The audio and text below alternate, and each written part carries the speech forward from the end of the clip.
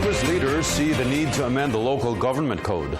Senate President Franklin Drilon and House Speaker Sonny Belmonte share the commitment of Administration Standard Better Mar Rojas to make the 25-year-old law more beneficial to the people.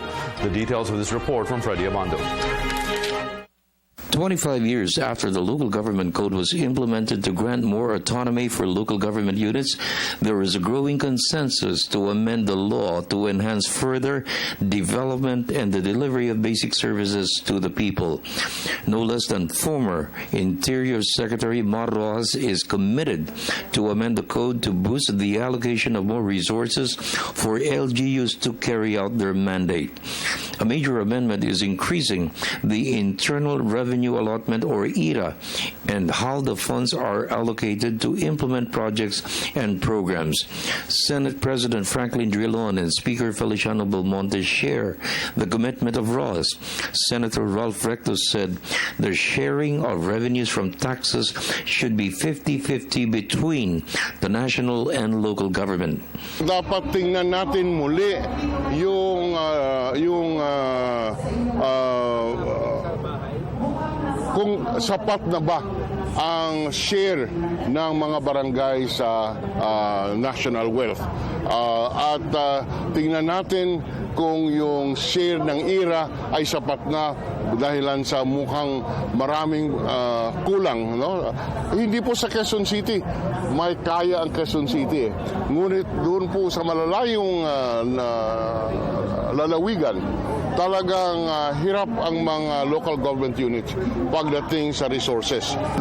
Ikukumbinsi ko pa si Secretary Mar na ang IRA na 40% na ang computation ay 3 years preceding at hindi kasama ang koleksyon ng internal revenue sa customs ay dapat masama sa computation ng IRA at dapat ang IRA hating kapatid 50-50. Di ba?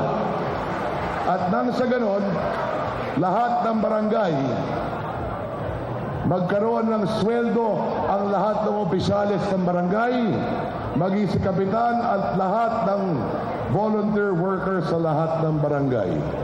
Dagdagan ang tanod, bigyan ng mga uniforme, bigyan ng mga additional supplies katulad ng nasyonal na pamahalaan. Ngayon, pinag-uusapan din yung Salary Standardization Law 4. Di ho ba? Bakit hindi kasama dyan ang lokal na pamahalaan? Lalo na sa kadayunan. Bakit hindi kasama dyan ang barangay? Palagay ko napapanuhan na. Pag-usapan yan, kung equal pay for equal work, dapat kasama ang lokal na pamahalaan, dapat kasama ang ating mga barangay dahil sila ang frontliner sa pagbibigay ng serbisyo.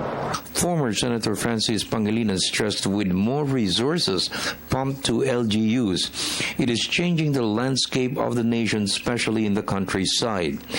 Governors and mayors have become visionaries with their plans for development with less dependence on the national government. Make the necessary adjustments so that there will be a more equitable distribution of the national budget for the LGUs. That's one. I'm saying as we evolved as a nation, we now have more who are no longer 20 Korean dahil meron na silang resources, meron na silang budget, meron na silang vision. Sama-sama silang sasama sa national, puro vision na yon ang pag-usapan. Puro problem solving. Prior to that, meron kang 1.5 million pesos budget annually. How can you be a problem solver? How can you ever hope to solve problems? Wala. And therefore, I'm optimistic. Let's amend the local government code, provide more resources for those who are left behind, and therefore making the distribution more equitable. Another amendment is the institutionalization of the bottoms-up budget started first by the late local government secretary Jesse Robredo and has been sustained by Secretary Ross.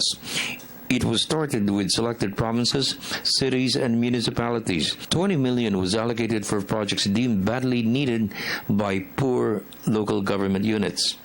Recently, the President launched the BUB to benefit almost 43,000 barangays nationwide. It will cost 100 billion pesos. Each barangay will receive 1 million pesos. Congresswoman Leni Robredo said the bottom-up budgeting is just one of many programs to empower LGUs under a Rojas presidency. Robredo is the running mate of Rojas in the May 9 presidential polls. Sa amin po sa Naga, nung mayor po yung asawa ko, meron na po kaming barangay BUB mula pa noon. Talaga po yung pondo ng city government, barangay na yung nagdidesisyon.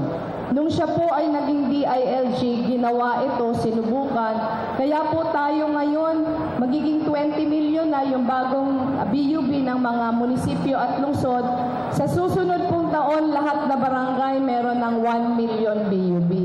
Kaya ito po malaking tulong sa mga barangay. Pero ito po diniscuss na ito sa inyo ng Liga ng mga Barangay. For the People's Television Network, this is Freddie Abando reporting.